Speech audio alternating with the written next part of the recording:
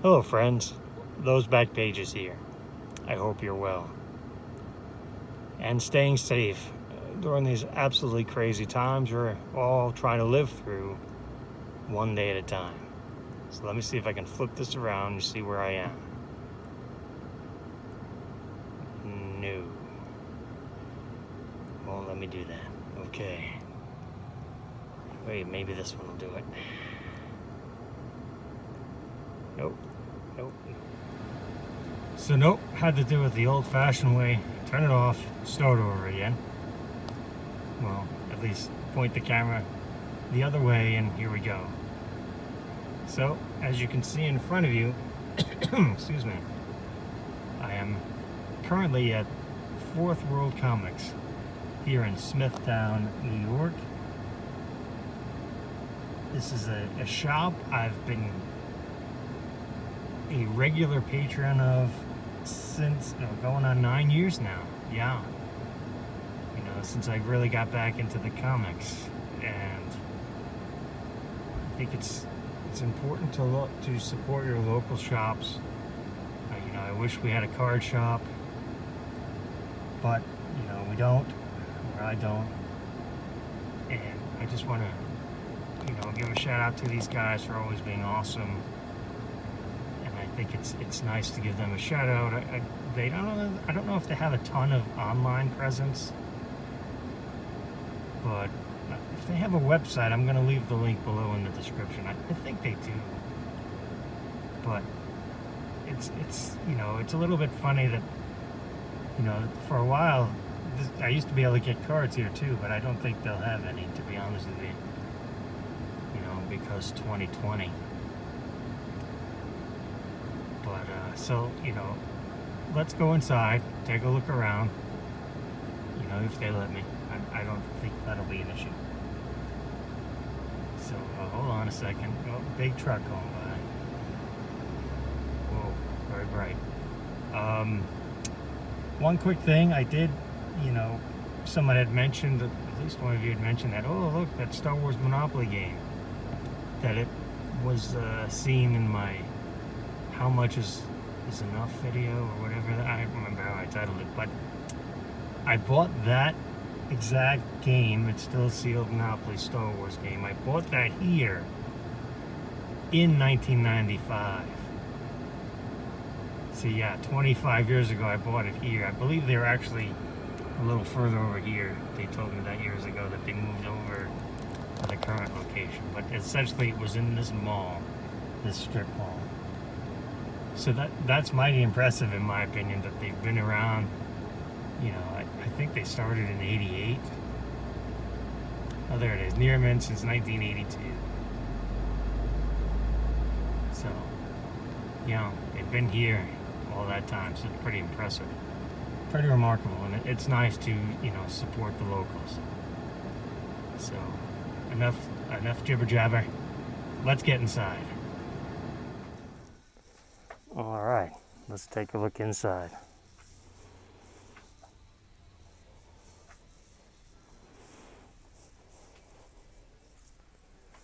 Here's the front counter, COVID safe.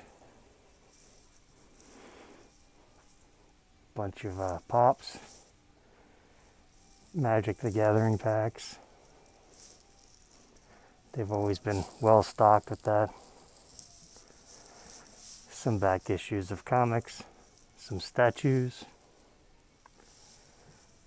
some candy.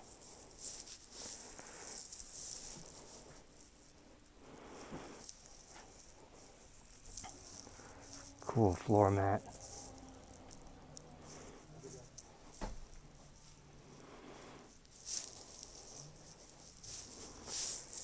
This used to be back when sports cards were readily available.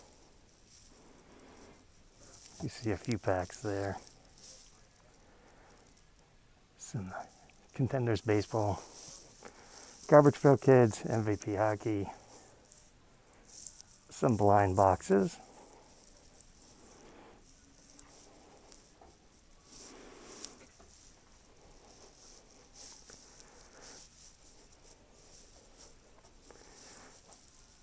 statues.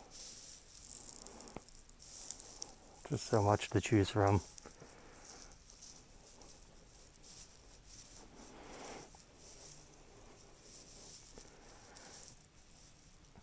Supplies.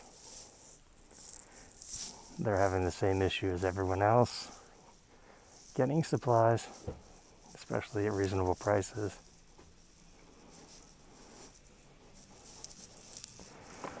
Some bush on the radio, so this will probably get flagged. Back issues. Manga, lots of manga. Lots of back issues.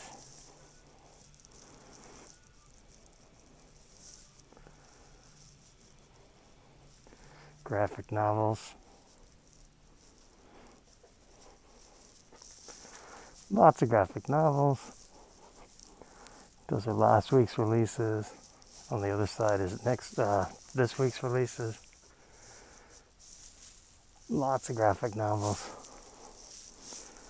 And here's one of the coolest things you'll ever see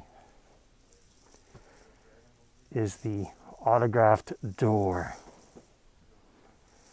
So when they'll have in-store appearances, they'll have an artist draw on the door. And you'll recognize a lot of names there.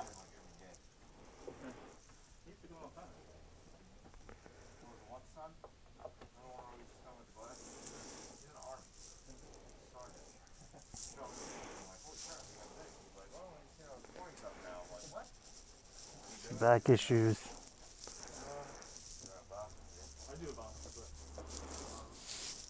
New releases.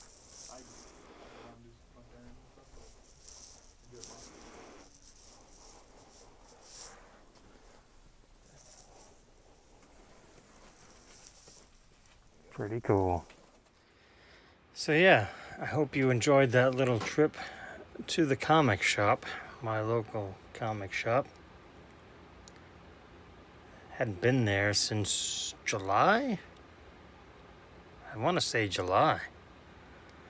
I haven't been there in a while. Actually, since the first printing of this book had come out. So they had some of these on the side for me if I wanted them. This is the second printing. So it's just so awesome. It's got the blood splatter there. You know, the rest of the book is matte, and the blood and the title with Lucia right there. It's just a fantastic book. So yeah, I hadn't been there since July. I think it was June, July, whenever that first printing came out. Because I hadn't had any reason to go, really. I mean, I'm pretty sure I spoke about this before, but this is, hashtag my hobby. One of a few I have. But there was a time there where, I was reading, and these are called floppies. Monthlies are called floppies. I was reading upwards of 20 titles a month. One point there, and I would say 2014, 2015, somewhere around there. In that area, maybe 13, I don't remember. Yeah, maybe 15, somewhere around there. And it started feeling like a job. Like, just to keep up with these monthly books. Started to feel like a job. And I said to myself, I can't do this. I can't feel guilty if I don't get to read such and such amount in such and such a time. So I scaled back, way back, I scaled back to 3 books. Walking Dead, Saga, and Mind Management. I've spoken about all 3 of these books, and they're just fantastically amazing in their own way. So go ahead and take a look back at the Wayback Machine, and you'll see a couple videos I've done, especially on Saga and Mind Management. Walking saga and mind management. The Walking Dead doesn't really need much explanation. Speaking of Walking Dead, there you see in the picture there is the reason I went to the shop, is that they've introduced Walking Dead Deluxe, which is a reissue, kind of like a what's the best way to describe it? Almost like a Topps Heritage, really. I mean, like a Topps Heritage reissue of the series. But the thing they changed is they changed it and they made it color. So this is the trade paperback, just one of many forms of, and then this is, you know, how the original series started. And there you see it's black and white, and then the new version is in color. So a lot of people initially, oh, why is it in black and white? You know, it's just a straight in color, which is pretty cool. You know, and I've also made videos on, you know, how to read The Walking Dead, how to collect The Walking Dead. Speaking of which, I think personally, you know, now is a great time. If you're into that thing, you know, the I word, the invest, if that's your angle, which is totally fine. It's not my bag, but I can understand why somebody might be into it. But not these per se. Like, these are just, and actually they're doing, who the heck knows? They're doing 6, they're, for the first deluxe, for Walking Dead Deluxe #1, there were 6 different covers, including a blank that you could have sketched on.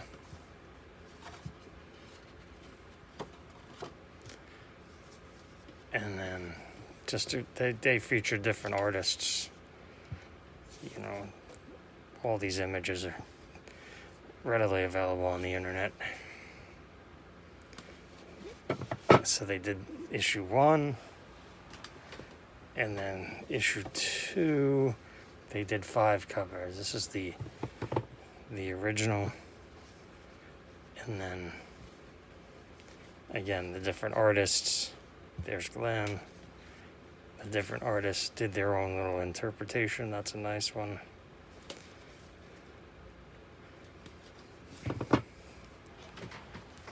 So, you know, again, here's the first issue, Deluxe, and this is the original.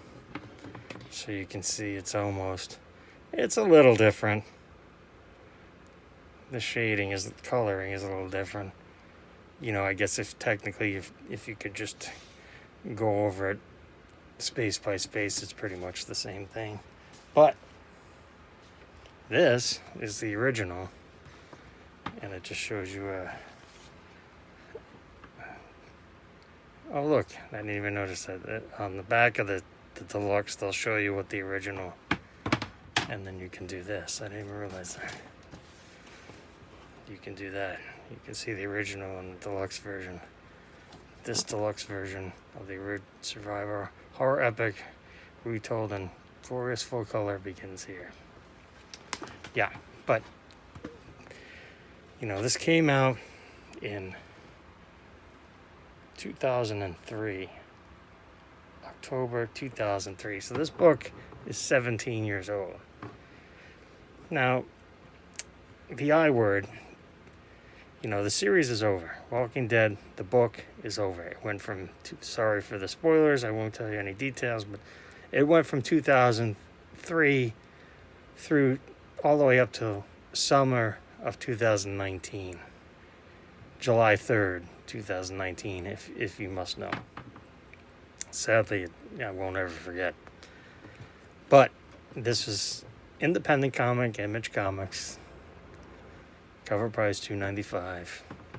They didn't make a whole bunch of these. I don't remember exactly. I want to say 7,000.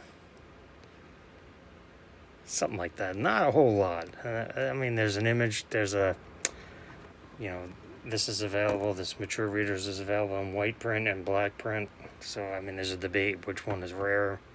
I'm lucky enough to have one of each. But it's, you know, it's a book that's 17 years old. This book is 17 years old. The series was, you know, is technically 17 years old as well.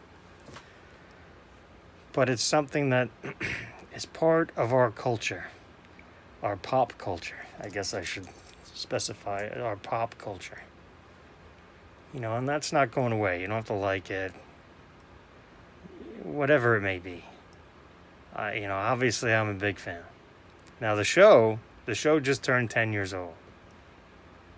So the book 17 years, the show 10 years. So it was a book long before it was a TV show. Now that's a theme you see a lot with a lot of the popular TV shows now.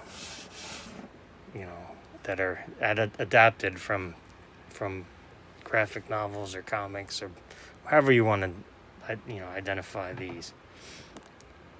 So that's, you know, that's a little something to keep in mind. You know, another book I would recommend that I have before is Spawn #1. And a few of you have told me privately you went ahead and picked one up. I don't know what these are now, maybe in the 150 area. Back when I was telling people, hey, you might want to pick one of these up, they were $100. That's a 9.8, which is essentially a PSA 10. Another thing is that CGC now is going to start grading sports cards. I want to say it's CCG, or man, these letters are screwing me up. These acronyms or whatever, they're screwing me up. But it's important to remember that they're pretty big. They're a big deal in the comics. You know, they're number one. They're like the PSA of comics. You know, take that for what you will. And this is another book.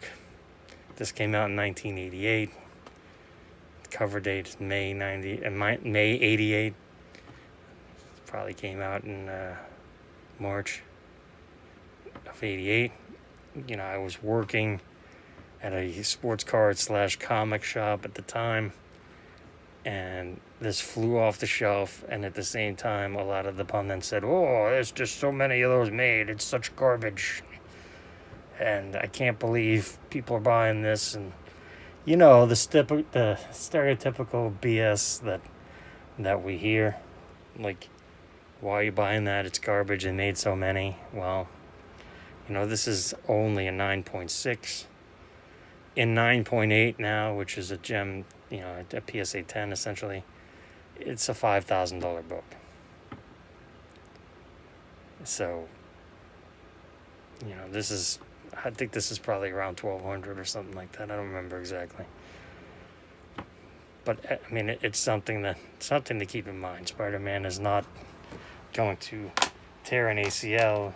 He's not going to, well, he might murder somebody, but in comic land. But, you know, it's pretty much safe. You know, it's pretty much safe.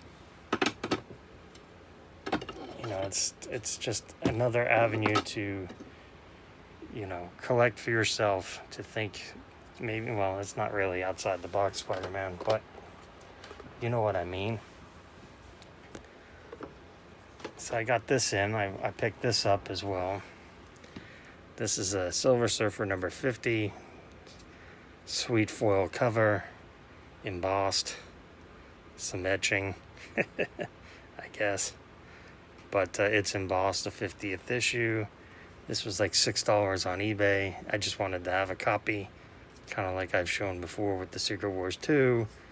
And stuff like that. I just wanted to have a copy. Again, I remember when this came out, very popular, but you know, I was never a big Thanos or Silver Surfer fan, but it seems to me that Silver Surfer is getting more popular, especially more popular now than he was back in the day. just something else to keep in mind. I did get some sports mail, so if you were here for just the sports mail, here's the sports card mail. Here's your shot. I got a couple of Mambas in. We'll start with this. This is just, let me take it out of the top loader because it's just an amazing card. It is the white Mamba, Diana Taurasi, I guess. Taurasi. But just look at that shine. I mean, I can't stress enough how awesome these Panini Prism Ice cards, Topps Sapphire, Topps Chrome Sapphire brand, same technology. Just an amazing, just every little angle, you catch a new flash of light. I mean, the etching is just great. The etching's a little hidden on this particular parallel, but it's just something to see in person, to behold. I mean, especially if you take it out in the sunlight, she might blind you with refractors. So, I got in a 2000. That was a 2020 Prism and WNBA. Here's a 2019 Optic Holo of the white Mamba. These are pretty short printed in the grand scheme of things. They're not numbered either. The ices aren't numbered either. That particular generic ice is not numbered either. There are numbered versions of ice, but this was much like 2018-19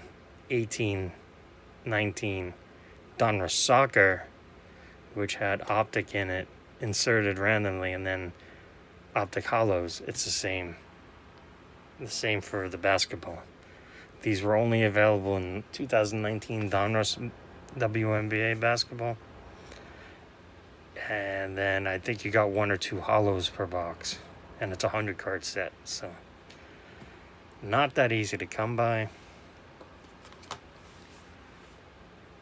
Another thing I wanted to say while we're talking on these various subjects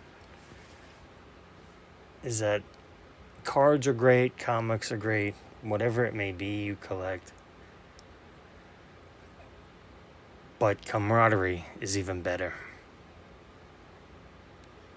The cards are nice, they keep you distracted, they make you happy, yada yada yada. But it's the friends that you make along the way. Friends you start talking to every once in a while, then more frequently, then every day. And then you can't wait for the show to meet them in person. Well, to see them again, hang out, talk about the same stuff you talk about on the internet or on the phone or on the text messages, whatever it may be. I cannot reiterate the importance of friendship in the hobby. To make as many friends as you can. Have a great collection. There's absolutely nothing wrong with that. But do try to make as many friends as you can. I mean, you're not going to get along with everyone for various reasons, and that's fine. If everyone got along on everything would be mighty boring at the end. So I got one more piece of mail in here, and I'll just go ahead and show it off. It is a 2009, 2009 Topps Gold Kobe. These are numbered on the back. 2 individually, 2009. This is number 799. Machine stamped right there. Just a great feature I wish Topps would bring back. I know they still number the golds now for baseball, but it's not machine stamped. It's like a silk printing. It's still important. I think Topps Gold overall has a nice collectability factor, a nice provenance to it, longevity. Unfortunately, not for basketball. This was the last year the Topps made basketball. It has an amazing photograph on it. You can see KD there in the background. And I do think that these are undervalued in the grand scheme of things, the way the hobby is going. I mean, that's a topic for another time. Like, how much is yada, etc. Is $20 really a lot now versus 15 years ago? But very, very happy to add this to the collection. I should have added one of these years ago when I am fortunate enough to have 2 raw gold LeBron 2008s, which I probably should have grabbed before I hit record on this video, but long-winded enough for today. I'm just happy to have this one in the collection because his 2008 has Kobe's 2008 Topps has LeBron on it, and it is insanely expensive. Even the base card is insanely expensive. Yeah, 2008 Topps base Kobe Bryant card is like $175 or something. It's mind-blowing, really. But it is what it is, and we are where we are. And I want to thank you for your participation in my channel. It makes so much difference to me to have conversations with you guys in the comments section, via email, via text message, whatever it may be. I want to thank you again and remind you to be kind.